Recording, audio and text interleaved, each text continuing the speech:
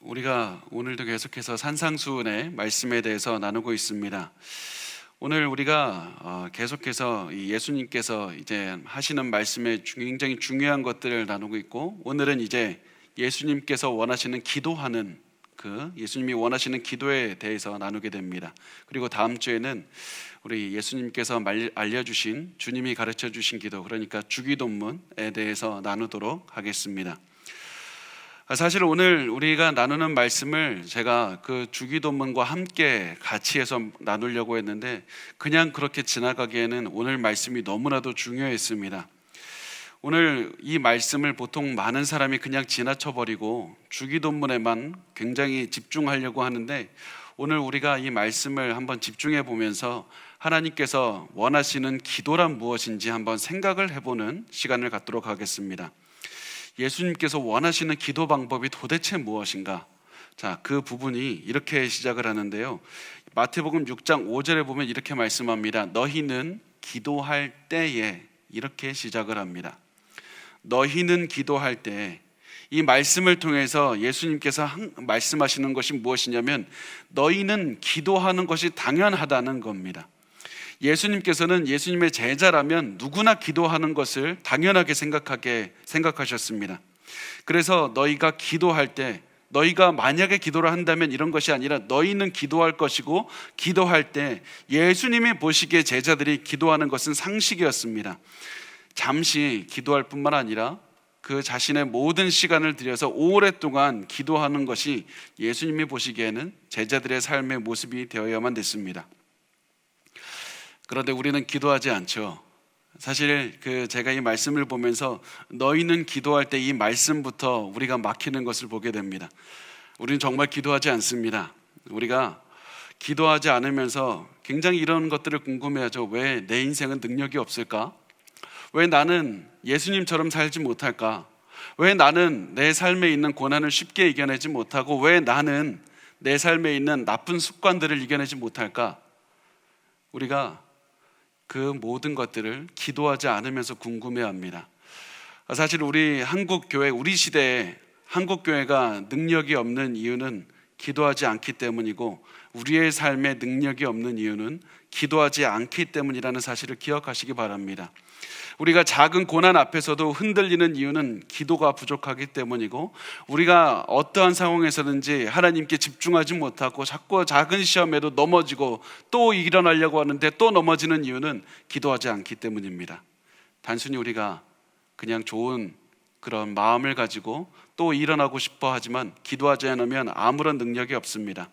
그래서 우리가 우리의 삶을 한번 봤으면 좋겠습니다. 제가 요즘 많은 것들을 보면, 요즘 유튜브와 그리고 텔레비전, 기독교 텔레비전이 굉장히 활성화되어 있어서 많은 분들이 몸으로 봉사하거나 많은 분들이 많은 설교를 듣는 것에는 굉장히 탁월한데, 기도하는 사람을 찾기란 굉장히 힘듭니다. 그냥 가만히 내가 들려오는 설교를 듣고, 아니면 내가 원하는 그런 좋은 일을 하는 것은 좋아하지만 실제로 기도를 하는 사람은 찾기가 굉장히 힘듭니다. 우리는 기도해야 된다는 사실을 알면서도 왜 기도하지 않을까요? 그 이유는 단 한 가지밖에 없습니다. 우리가 실제로는 마음속 깊은 곳에서는 하나님의 능력을 필요로 하지 않기 때문입니다. 우리는 그렇게 하나님의 능력이 그렇게 도움을 필요로 하지 않습니다. 우리가 입으로는 하나님의 능력이 필요하다고 말은 하지만, 사실은 우리 마음속으로는 내가 해도 될 것 같은데, 하나님 굳이 나를 안 도와주셔도 내가 해도 될 것 같은데, 이렇게 생각합니다. 그렇지 않다고요? 근데 왜 우리의 삶에서는 하나님의 능력을 구하는 기도를 하지 않습니까? 우리가 진정으로 하나님이 나의 인생에 도움이 필요하다고 그렇게 진실로 믿었고 절실하게 그런 마음이 있었다면 하나님께 우리는 분명히 기도했을 것입니다. 굉장히 오랫동안 기도했을 것입니다. 굉장히 집중해서 기도했을 것입니다. 그래서 우리가 다시 한번 마음을 붙잡았으면 좋겠습니다.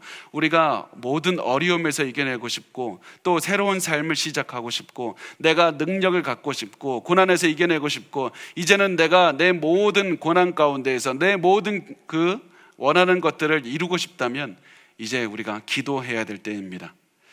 그만 실패를 이제 반복하지 말고 우리가 하나님의 능력으로 기도하면서 새 삶을 시작했으면 좋겠습니다.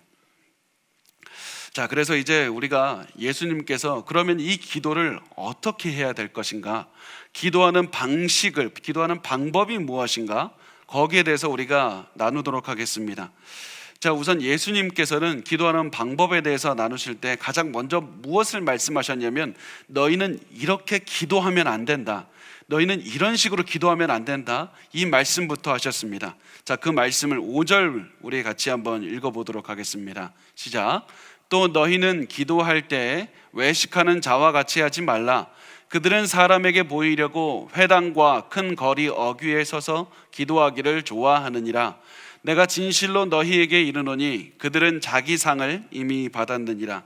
자, 이 말씀에서 어떤 분들은 오해하는 것들이 있어서 우리가 혹시라도 오해할 수 있는 두 가지만 한번 제외시켜 보도록 하겠습니다. 첫 번째, 이 말씀은 서서 기도하는 것 자체가 문제가 아니라는 사실을 기억하십시오. 어떤 분들은 서서 기도하기를 좋아하느니라, 이 말씀을 보고 우리가 기도하는 자세가 지금 예수님이 자세에 대해서 말씀하고 있다고 생각하시는 분들이 있습니다. 그렇지만 성경을 보면 하나님의 사람들은 서서 기도하기도 했고 엎드려서 기도하기도 했고 무릎 꿇고 기도하기도 했습니다. 그래서 지금 그 기도하는 자세, 기도하는 그런 자세의 모습이 중요한 그것이 아니라는 사실을 기억하십시오. 그럼 두 번째, 기도하는 장소도 지금 문제가 아닙니다. 예수님이 회당과 큰 거리 어귀에 서서 기도하기를 좋아하느니라, 이 말씀을 듣고는 사람들이 길거리에서 기도하면 안 되겠다, 어떤 회당 건물 내에서 기도하지 말라는 말씀인가, 이게 무슨 말씀인가 생각을 하시지만, 건물 안이든지 밖이든지 길거리든지 걸어다닐 때든지 차 안이든지 기도하는 것은 언제든지 중요합니다. 그러면 도대체 뭐가 문제인가?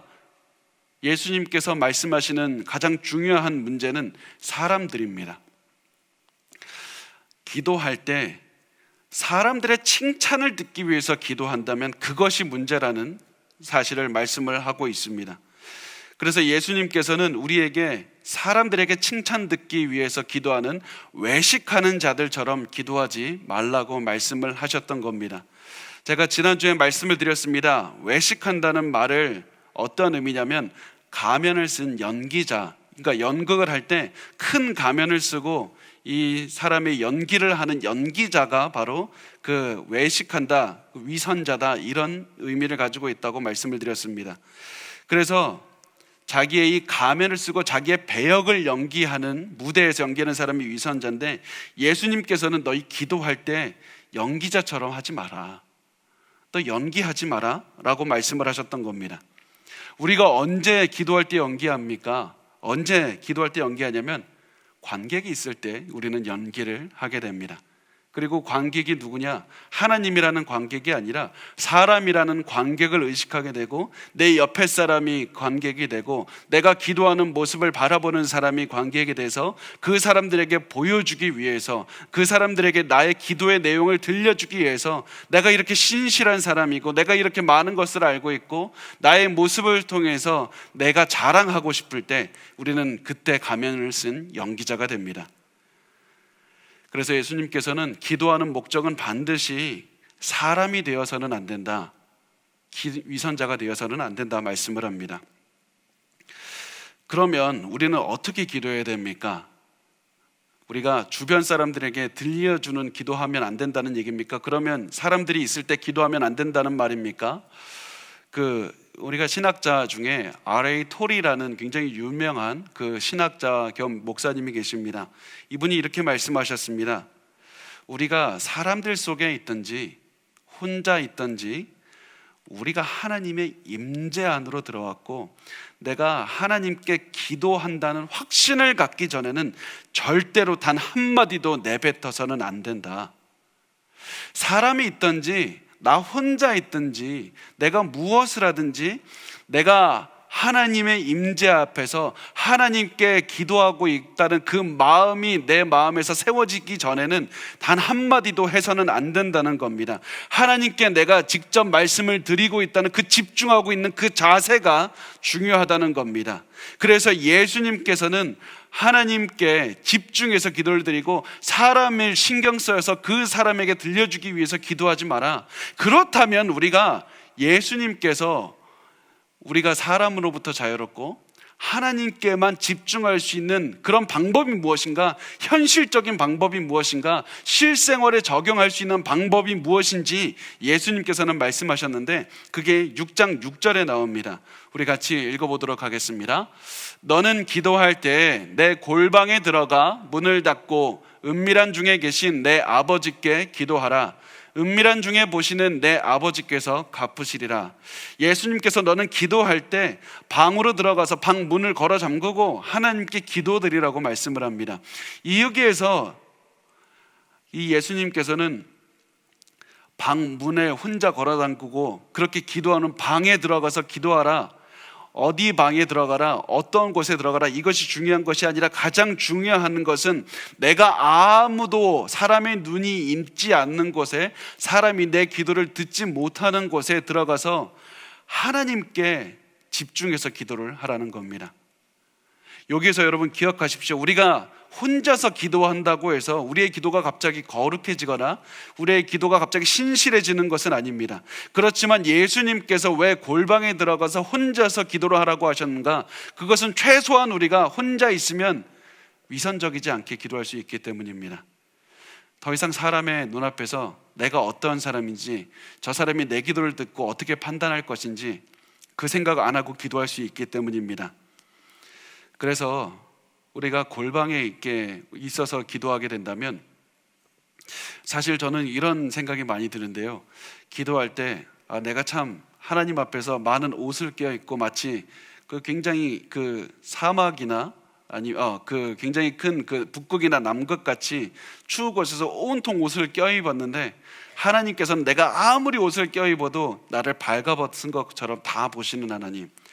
그래서 그 하나님 앞에 내가 솔직하게, 내가 꾸밈 없이 다 나를 드러낼 수 있게 하는 것이 바로 기도의 자리입니다.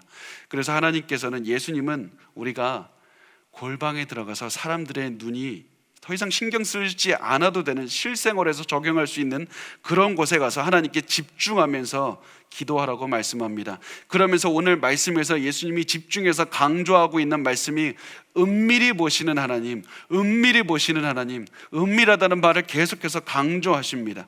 은밀히 보신다는 말씀은 하나님이 비밀리에 보고 계시다는 그런 의미가 됩니다. 시크릿, 영어로 하면 하나님께서 비밀리에 보고 계시다는 말이 하나님이 몰래 숨어 보고 있다는 말이 아니라, 실질적으로 우리의 눈에 하나님은 보이진 않지만 하나님이 우리의 기도하는 거 다 보고 계신다. 보이지 않는 하나님께 집중하라. 너희의 눈에 보이는 사람들에 집중해서 그 사람들에게 나를 어떻게 보일까 그 기도하지 말고, 눈에 보이지 않는 하나님께, 그 하나님께 집중해서 그 하나님의 귀에 들려드리기 위해서 너의 기도를 말해야 된다는 것을 말씀하고 있는 겁니다. 그리고 이렇게 하나님께만 기도드린다, 이 자세가 바로 기도의 기본일 뿐만 아니라 이것은 조금만 더 확장하면 예배의 기본이고 우리의 삶의 기본이 됩니다. 이것을 어려운 라틴어로 말하면 코람데오라고 하는데요, 이게 하나님의 임재 안에서라는 말입니다. 하나님의 임재 안에서 우리가 살아가고 있으니까 어디를 가든지, 내가 무엇을 하든지, 내가 지하에 있든지 옥상에 있든지, 내가 잠을 자든지 일어나 있든지 하나님께서 항상 나를 보고 계시니까 사람을 즐겁게 하기 위해서 말하지 말고, 사람을 즐겁게 하기 위해서 행동하지 말고, 오직 하나님만을 즐겁게 하기 위해서 말하고 행동하고 생각하고 모든 것들을 하라는 것입니다. 이 마음으로 기도하고, 이 마음으로 예배드리고, 이 마음으로 살아내는 것, 그것이 우리의 인생에 중요하다는 사실입니다. 그래서 우리의 이 말을 조금만 더 쉽게 정리하면, 하나님께서 나를 보고 뭐라고 생각하실까? 하나님께서 나를 보고 뭐라고 생각하실까? 항상 이 질문을 하면서 살라는 말씀입니다. 내가 이렇게 말하면 사람들이 어떻게 나를 생각할까? 내가 이런 행동을 하면 사람들이 나를 뭐라고 생각할까?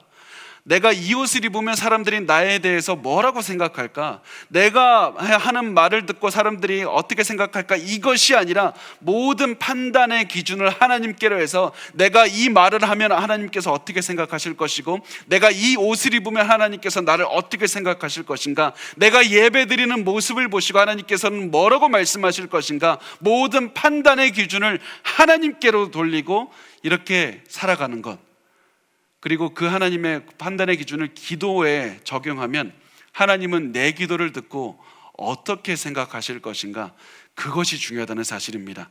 이것이 바로 코람데오의 정신입니다.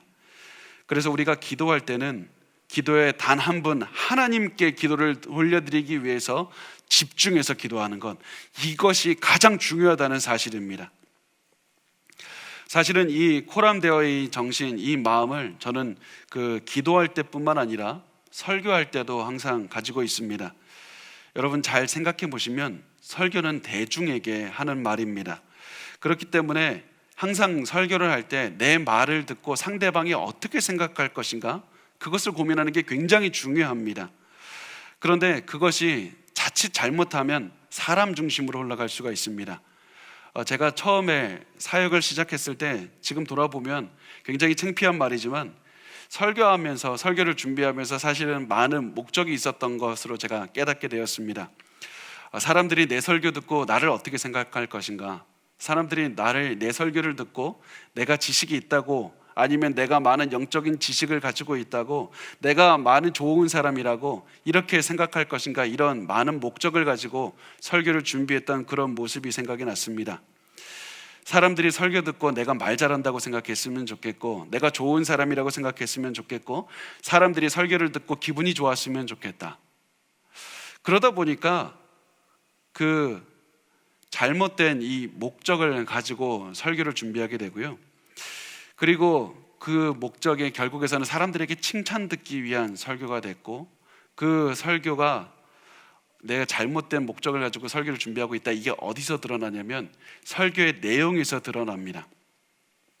목적이 사람이다 보니까 주제에 관련 없이 내가 내 자랑하려는 그런 내용도 들어가게 되고, 불필요한 장황한 수식어가 들어가게 되고, 어려운 말이 들어가게 되고, 굉장히 수식어가 많아지게 됩니다. 그리고 설교 후에는 항상 고민하게 되는 게, 사람들이 내 설교 좋아했을까? 내 설교를 듣고 나를 좋아했을까? 그 고민을 많이 하게 됐던 제 예전의 모습을 돌아보게 됐습니다. 설교 중심에 하나님이 아니라 내가 있게 됐던 겁니다. 그런데 제가 시간이 지나서 그 모습을 회개하고, 가장 중심이 무엇일까? 하나님께서 내 설교를 듣고 어떻게 생각하실까? 하나님께서 내 설교를 듣고 뭐라고 생각하실까? 하나님께서 내가 말하기를 원하는 설교란 무엇일까? 그 생각 하나만 가지고 설교를 하게 됐더니 결과가 어떻게 되냐면 내용에서 드러나게 됩니다. 쓸데없는 말이 사라지고 하나님께서 원하시는 그 말만 하게 되고, 내 자랑도 없어지고 꼭 해야 되는 그 말만 전하게 됐던 겁니다. 그리고 설교 후에는 성도들의 삶이 어떻게 변하게 됐을까? 모든 판단 기준이 바뀌게 됐습니다. 이것이 우리가 기도를 할 때 반드시 가져야 되는 삶의 자세입니다. 우리가 때로는 사람들에게 들려지는 그런 기도를 할 때도 있지만, 가장 중요한 것은 내가 사람들이 나를 뭐라고 생각할까가 아니라 하나님이 나를 뭐라고 생각하실까. 그리고 이것을 가지고 반드시 여러분 대표 기도할 때도 이것을 적용하셨으면 좋겠습니다. 꼭 제가 말씀을 드리고 싶었던 것이 짧게지만 그 대표 기도할 때 그 말씀인데요, 대표 기도할 때 우리가 많이 오해하시는 것이 사람들에게 들려주는 말이라고 생각을 할 때가 있습니다. 그래서 사람들에게 연설을 하게 될 때가 있는데, 대표 기도는 항상 기도입니다. 하나님께서 이 기도를 듣고 어떻게 생각하실까, 이 생각 하나면 충분한 겁니다. 분명히 사람들이 내 기도를 듣고 있지만 내 기도의 최종 목적지는 하나님입니다. 사람들에게 들려주기 위해서 하는 기도가 아니라 하나님께 올려드리기만 하면 되는 겁니다. 어떤 분들은 대표 기도를 통해서 설교하시는 분들도 있고요, 어떤 분들은 그 대표 기도를 통해서 나의 목적을 이루려고 하시기도 하지만, 그렇게 하면 더 이상 그것은 기도가 아닌 무엇인가 이상한 것이 되는 겁니다. 하나님께서 기뻐하지 않습니다. 그래서 기도를 드릴 때는, 대표 기도할 때 항상 어떠한 현학적인 얘기를 넣고, 그래서 내가 원하는 목적을 이루는 것이 아니라 솔직담백하게 우리가 원하는 우리의 마음을 하나님께 올려드리기만 하면 그것으로 충분한 것입니다. 자, 이렇게 계속해서 하나님 중심으로 기도를 하게 되면 무엇이 가장 중요하게 됩니까? 집중도입니다. 하나님께 나는 얼마나 집중하고 있는가, 나는 하나님께 얼마나 몰입해서 기도를 했는가, 이게 가장 중요한 문제가 됩니다. 그런데 여러분, 많은 분이 오해를 하셔서 기도할 때 집중도보다는 길이가 중요하다고 생각하는 분들이 생겨나게 됩니다. 여러분, 분명히 기도할 때 길이는 중요합니다. 정말 중요합니다. 예수님을 비롯한 수많은 성경의 하나님의 사람들이 굉장히 오랫동안 기도했습니다. 반복적으로 기도했습니다. 그렇지만 가장 중요한 것은 길이보다 더 중요한 것이 무엇이냐면 하나님께 내가 얼마나 집중하고 기도하는가, 내가 하나님께 얼마나 집중해서 말 한마디를 하더라도 하나님께 나의 마음 전체를 다해서 나의 신경을 다해서 기도하는가, 이것이 가장 중요한 겁니다. 이 집중하지 않으면 내가 기도를 몇 시간을 하든 아무런 쓸모가 없는 그런 헛된 말일 수밖에 없습니다. 그런 기도는 내가 하나님께 영광을 돌리는 것이 아니라 내 자랑하려고 하는 것이죠. 그래서 그런 기도를 한 다음에 내가 몇 시간 기도했는지 아냐고 그 말밖에 남지가 않게 되는 겁니다. 그래서 예수님께서는 하나님은 은밀하게 보시는 하나님이다, 비밀리에 보시는 하나님이다. 내가 언제 어디서든 아무리 짧게 기도를 드린다고 해도 하나님께 집중하는 기도의 습관을 기르셨으면 좋겠습니다. 그래서 전도서의 말씀을 우리가 반드시 가슴에 꼭 새겨 넣었으면 좋겠는데요, 우리 전도서 5장 2절 말씀을 같이 읽도록 하겠습니다. 시작. 너는 하나님 앞에서 함부로 입을 열지 말며 급한 마음으로 말을 내지 말라. 하나님은 하늘에 계시고 너는 땅에 있음이니라. 그런즉 마땅히 말을 적게 할 것이니라. 이 말을 하나님 앞에서 기도 조금만 하라, 이런 말씀으로 받아들이지 마시고요, 우리가 사람 앞에서, 중요한 사람 앞에서 말을 골라서 생각해서 말하듯이 하나님 앞에서 나오는 대로 말하지 말고 함부로 말하지 말라. 기도할 때 과묵하라는 말이 아닙니다. 기도할 때 말을 많이 해도 좋은데 그 한마디 한마디에 집중해서 하라는 겁니다. 자기 자신의 마음을 담아서 하나님께 드리라는 겁니다.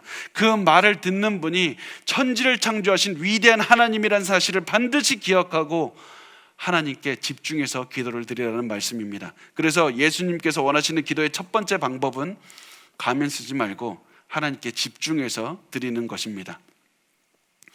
자, 두 번째, 예수님께서 원하시는 그 기도의 방법은 우리의 기도가 이방인의 기도와는 같아서는 안 된다, 이 말씀을 하십니다. 우리의 기도는 이방인의 기도와는 같아서는 안 된다. 그 말이 7절에 나오는데요, 우리 7절 같이 읽어보겠습니다. 시작. 또 기도할 때 이방인과 같이 중언부언하지 말라. 그들은 말을 많이 하여야 들으실 줄 생각하느니라. 자, 여기서 예수님께서 이방인과 같이 기도하지 말라는 말씀의 의미가 나옵니다. 이 이방인들이 기도하는 방식은 쓸데없는 말을 계속해서 이어서 말 위에 또 말을 쌓고 허무한 말들을 계속해서 이어가는 것이 이방인들의 하는 기도 방식이라고 말씀을 하고 있습니다. 다시 한번 말씀드립니다. 오해하지 마십시오. 예수님은 기도를 오래 하는 것을 금지하지 않으셨고 말을 반복하는 것을 금지하신 것 적이 없습니다. 중요한 말이라면 말을 반복하는 것이 굉장히 또 중요합니다. 예수님께서는 금지하신 것이 무엇이냐? 쓸데없이, 이유 없이, 생각하지도 않고 말을 반복하는 겁니다. 왜 그러냐면 말을 반복하게 되면 뭐가 됩니까? 주문을 외우는 것과 똑같이 되는 겁니다. 그래서 이렇게 요수를 외우듯이, 주문을 외우듯이 반복하면서 오래 기도하지 말라. 우리가 반복하면서 주문을 외우듯이 기도하게 되면 어떤 결과가 나오는지 아십니까? 생각하지 않게 됩니다. 하나님께 집중하지 않게 됩니다. 입만 움직이고 마음은 하나님께 집중하지 않는 그런 방식이 됩니다. 그래서 예수님은 이런 이방인들이 드리는 기도 방식을 사용하지 말라, 이렇게 말을 했던 것이었습니다. 그런데 이방인들은 왜 이렇게 말을 주술처럼 말을 반복해서 계속해서 의미 없는 말을 오랫동안 기도했을 것일까요? 그 이유는 무엇이냐면 이방인들은 오래 기도하면 신이 자기의 기도를 받으신다고 생각했기 때문입니다. 굉장히 간단한 방식입니다. 이방인들이 드리는 이방 우상들은 자기들이 오랫동안 시간을 투자하면 그 신이 그 오랫동안 시간을 투자해서 립서비스, 입을 움직이는 그 입노동을 통해서 그 신이 그 기도를 듣고 응답한다고 그렇게 생각을 했습니다.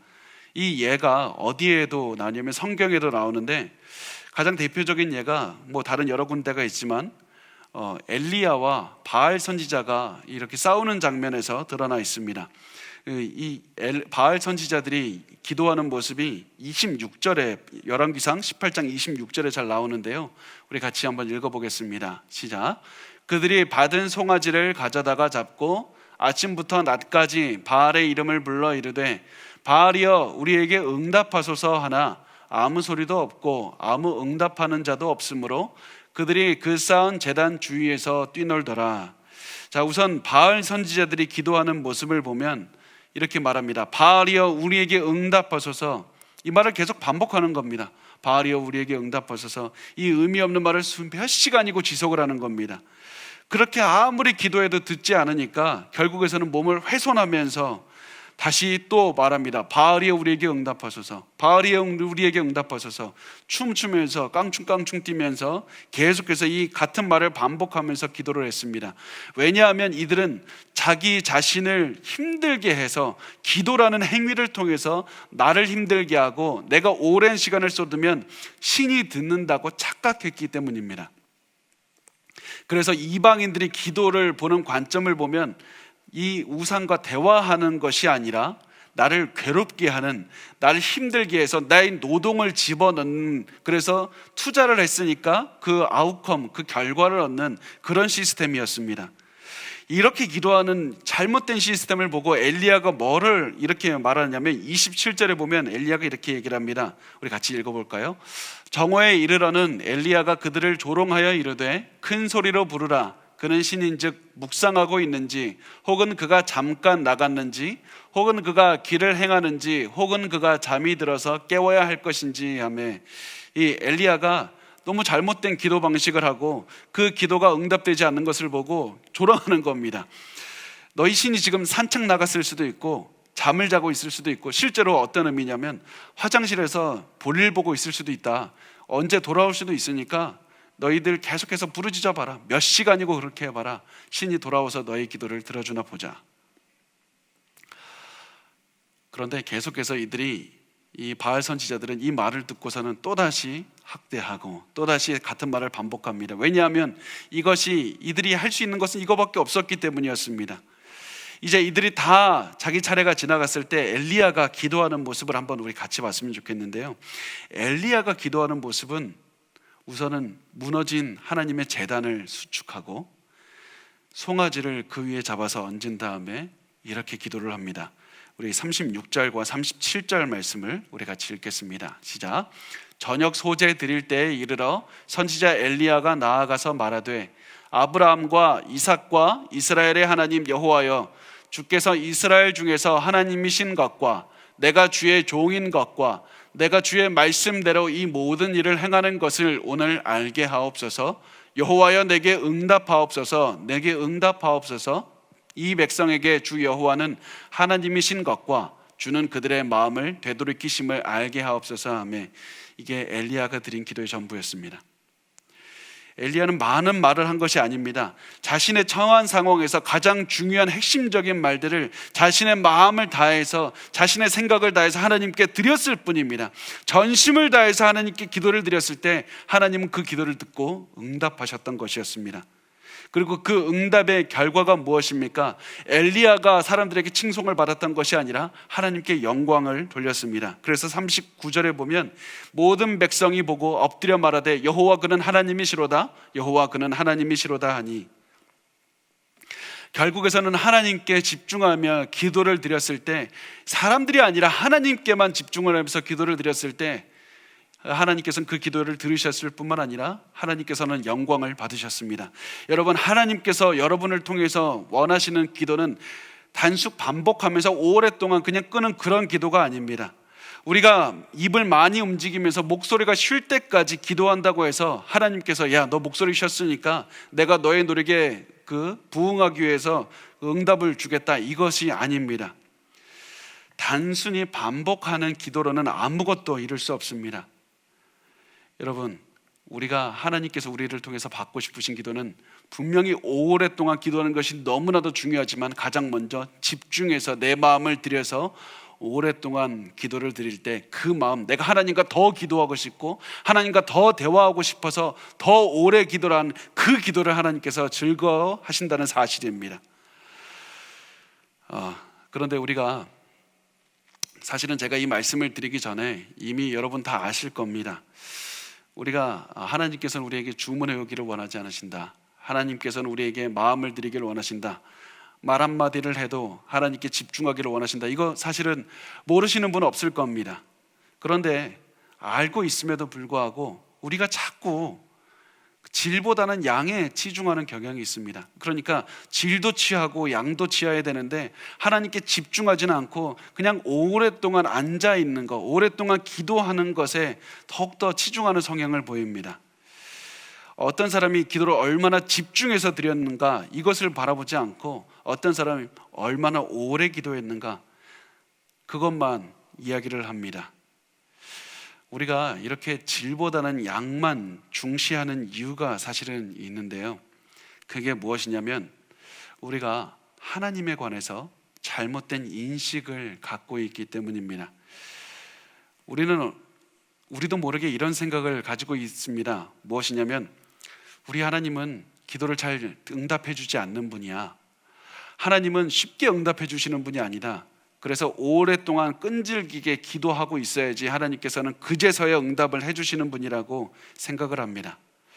하나님은 많이 기도해서 많이 매달려야지, 그 어려운 기도일수록 더 오래 기도해야지, 매달려야지 하나님 응답하신다. 여러분, 하지만 그런 하나님이 아닙니다. 하나님은 절대로 그런 분이 아닙니다. 하나님께서는 그 하나님의 때에 따라서 하나님께서 원하시는 때에 응답하시지만 어려운 기도라고 해서 오랫동안 기도하기를 원하셔서 그런 분이 아닙니다. 하나님께서는 우리의 아버지가 되시기 때문에 우리가 많은 정보를 드려야 될 필요도 없고 오랜 기도를 통해서 쓸데없는 말을 반복해야 될 필요도 없습니다. 그래서 예수님께서는 이렇게 말씀하는 겁니다. 마태복음 6장 8절 말씀을 우리 같이 읽어보겠습니다. 시작. 그러므로 그들을 본받지 말라. 구하기 전에 너희에게 있어야 할 것을 하나님 너희 아버지께서 아시느니라. 그래서 우리가 해야 될 것은 솔직 담백하게 하나님께 집중해서 여러분의 마음을 드리는 겁니다. 하나님은 여러분의 그 많은 말을 듣고 싶어 하시는 것이 아니라 여러분의 마음을 받고 싶어 하시는 겁니다. 여러분이 실질적으로 사랑해서 드리는 그 마음을 받고 싶어 하는 겁니다. 제가 그 많은 분들이 또 그 기도할 때 이렇게 여러분 솔직 담백하게 하나님께 기도를 드리십시오, 여러분의 모든 하나님의 상황이 다 알고 계시니까 여러분의 그 기도를 직접적으로 드리십시오, 이렇게 말씀을 드리면 어떤 분들은 또 오해해서 자기가 원하는 것만 집중해서 기도하고 끝내는 그런 분들도 계십니다. 제가 그런 모습을 보면 너무 안타까운데요, 마치 하나님이 자판기가 되어버린 그런 느낌 같습니다. 하나님께서는 집중해서 하나님 내가 이것을 원합니다, 집중해서 말하고 그냥 떠나간다면 하나님께서는 그런 자판기가 아니라 사실은 하나님께서는 우리에게 내가 너의 왕이고 너를 사랑하는 하나님 아버지라는 사실을 기억하기를 원하십니다. 기도는 내가 사랑하는 우리 인생의 왕이신 하나님께 내가 무엇이 필요합니다, 이렇게 말씀을 드리는 곳이고, 나를 사랑하는 하나님 아버지께 내가 무엇이 필요합니다, 나의 감정이 하나님께 어떻습니다, 이렇게 나의 하나님 아버지와 대화하는 곳입니다. 하나님 아버지는 우리와 교제하기를 원하십니다. 그래서 우리가 기도할 때 분명히 나의 필요를 집중적으로 말할 필요도 있지만, 우리가 다음 시간에 보겠지만 내가 나의 필요를 말하는 것보다 가장 중요한 하나님을 높이고 하나님과 사랑하고 하나님과 교제를 나누는 것이 가장 중요하다는 사실입니다. 그래서 기도할 때 어떠한 방법으로 기도하느냐, 이것이 중요한 것이 아니라 더 중요한 것, 나의 기도의 대상은 하나님이고 그 하나님께 내가 집중해서 하나님께 나의 모든 시선을 드리고 있는가, 이것이 가장 중요하다는 사실입니다. 예전에 제가 한 전도사님이 몇 년 전인데요, 제가 전도사님이 제게 상담을 요청한 적이 있었습니다. 이 전도사님이 그 당시에 작년 설교를 시작한 지 얼마 되지 않아서 굉장히 좀 고민이 있었습니다. 왜냐하면 그 어린이 설교를 할 때는 굉장히 떨리지도 않았는데 작년 설교라니까 갑자기 떨려서 이거 어떻게 해야 되지? 그게 몇 번 섰는데 이게 가슴이 떨리는 것을 주체할 수가 없으니까 이분이 계속해서 너무 힘들어서 저에게 찾아와서 어떻게 해야지 제가 강대상에서 떨리지 않고 능숙하게 설교를 할 수 있습니까? 이렇게 고민을 나눴습니다. 제가 그 얘기를 듣고 좀 고민을 하게 됐는데요, 제가 그때 했던 말이 이거였습니다. 전도사님, 떨리는 것이 오히려 더 중요합니다. 떨리지 않는 것보다 떨리는 것이 훨씬 더 중요합니다. 왜냐하면 누가 알려주지 않아도 시간이 조금만 지나면 우리는 그 강대상에 서는 것이 너무나도 편안해질 것이고 강대상에서도 아무런 떨림이 없을 때가 찾아올 것이기 때문입니다. 다른 사람 앞에 서서 하나님의 뜻이 무엇인지 말하는 것이 편해질 그날이 올 겁니다. 그리고 설교자는 반드시 그날을 가장 두려워해야 됩니다. 왜냐하면 다른 사람 앞에 서서 하나님의 말씀을 전하는 것이 편해질 때 설교자는 아무런 거리낌 없이 죄를 짓기 시작할 것이기 때문입니다. 하나님 앞에서 말씀을 전하면서도 나의 삶 속에서는 아무런 거리낌 없이 죄를 짓고 그 죄를 짓는 그 인생을 가지고 다시 한번 설교단에 와서 하나님의 뜻이 이렇습니다, 거룩함이 이렇습니다, 이렇게 전달하기 시작할 것이기 때문입니다. 그래서 강대상 앞에 서는 것이 떨리지 않을 때 그때를 우리는 두려워해야 됩니다. 그래서 설교자가 가장 두려워해야 되는 날은 강대상에 섰을 때 떨리는 날이 아니라 친숙해져서 떨리지 않는 날입니다. 강대상에 서는 것이 떨리고 두려워해야 될 때만이 우리가 설교자는 강대상 앞에 설기 위해서 평소 행실을 온전하게 하면서 살아갈 수가 있습니다. 여러분, 제가 이 말씀을 드린 이유는 기도가 우리와 이 기도의 자리가 우리 이 설교자의 자리와 마찬가지의 그런 역할을 하기 때문입니다. 분명히 우리가 기도할 때 그 기도의 자리는 우리를 사랑하는 하나님 아버지와 기도하고 대화하는 자리이기 때문에 세상 그 어디보다 가장 편안한 자리가 맞습니다. 그렇지만 그 동시에 우리가 기도하는 자리는 천지를 만드신 창조주, 온 세상을 움직여 가시는 왕이신 하나님과 대화하는 자리입니다. 그래서 기도의 자리는 세상에서 가장 편안한 자리가 되어야 되지만 동시에 세상에서 가장 불편한 자리가 되어야만 됩니다. 기도의 자리가 불편한 자리이기 때문에 그 자리에 서기 위해서 우리가 평소 생활을 온전하게 거룩하게 살아가야만 됩니다. 거룩하신 하나님 앞에서 온전하게 기도하기 위해서 내 삶 자체도 거룩함으로 바뀌어야만 되고, 그리고 이것이 바로 우리가 기도해야 할 때 가져야 되는 마음의 그런 모습이고, 이것이 바로 하나님께서 받으시는 기도라는 사실입니다. 그래서 기도는 우리 인생 전체로 드리는 겁니다. 그래서 예수님께서는 많은 말을 하지 않고 짧게 기도를 드리라고 했던 것이 그냥 그때만 밴딩머신 그 자판기를 누르듯이 그냥 하고 끝낸다는 것이 아니라 우리가 집중해서 하나님께 드리고 우리가 그 기도를 드릴 때뿐만 아니라 우리 인생 전체를 하나님께 드려야 되기 때문입니다.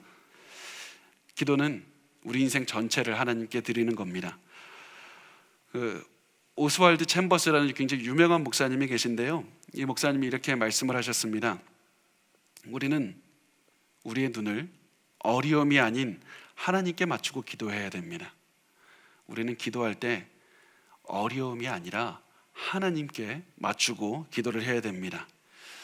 여러분, 우리의 시선은 언제 어디서든지 우리가 어떤 문제를 가지고 있든지 우리가 상황이 어떤 때이든지 가장 중요한 것, 하나님께 맞추고 하나님께 집중해서 하나님이 내 귀를 나에게 갖다 대시고 듣고 계신다는 이 마음가짐으로 기도를 드려야 됩니다. 그때 하나님께서 우리의 기도를 듣고 즐거워하실 것이고 그때 하나님께서 우리의 기도에 응답하실 겁니다. 그래서 우리의 무릎 꿇을 때, 우리가 서서 걸어 다닐 때, 우리가 누워서 잠자기 전에 계속해서 우리의 삶의 초점을 하나님께 맞추고 하나님을 위해서 살고 하나님을 위해서 생각하고 하나님 앞에서 살아간다는 그런 마음으로 기도하며 살아갈 때 하나님께서는 우리의 모든 삶을 기뻐하실 것이고, 우리의 삶을 기뻐하시는 그때 우리가 기도를 드리는 그 모습을 보면서도 또한 기뻐하시고 응답하실 겁니다. 그래서 우리가 하나님께 우리의 마음 전체를 들여서 기도하는 삶을 살았으면 좋겠습니다. 여러분 삶에 지금 필요한 것이 있습니까? 그렇다면 하나님을 바라보시고 기도를 시작하십시오. 여러분의 인생이 바뀌기 시작할 겁니다.